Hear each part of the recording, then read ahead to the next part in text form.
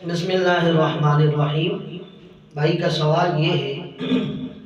کہ اگر ایک آدمی وضو کر رہا ہے اور بھول کر اس نے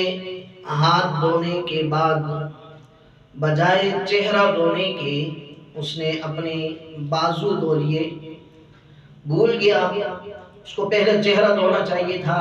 لیکن اس نے پہلے اپنے بازو دھو لیے کوہنیوں سمیت،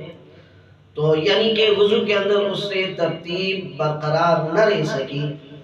تو آیا اب اس آدمی کو جب یاد آیا تو یہ دوبارہ ان اعضاء کو دھوئے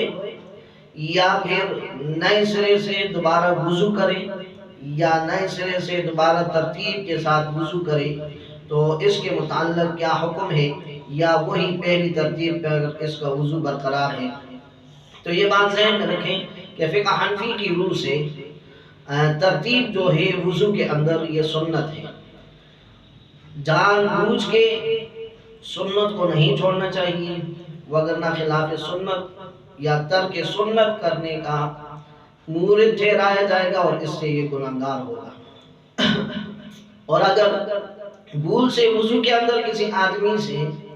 اسی طرح بھول چوک ہو گئی ہے، بجائے چہرہ دھونے کے پہلے اس نے ہاتھ کوہنیوں سمیت دھو لیے، تو اس کا فرض تب بھی ادا ہو گیا، اس کے بعد اس نے چہرہ دھویا ہے تو اس کے وضو پر کوئی فرق نہیں پڑا، صرف ترتیب میں بھولے سے بے ترتیبی ہوئی ہے، اس سے یہ شخص گناہگار نہیں ہوگا، اس کو دوبارہ دھونے کی ضرورت نہیں ہے۔ بے شک یہ اب ہاتھ دھونے کے بعد چہرہ دھو لیا اس نے، اب چہرہ دھونے کے بعد مسح کر کے پاؤں دھو لے،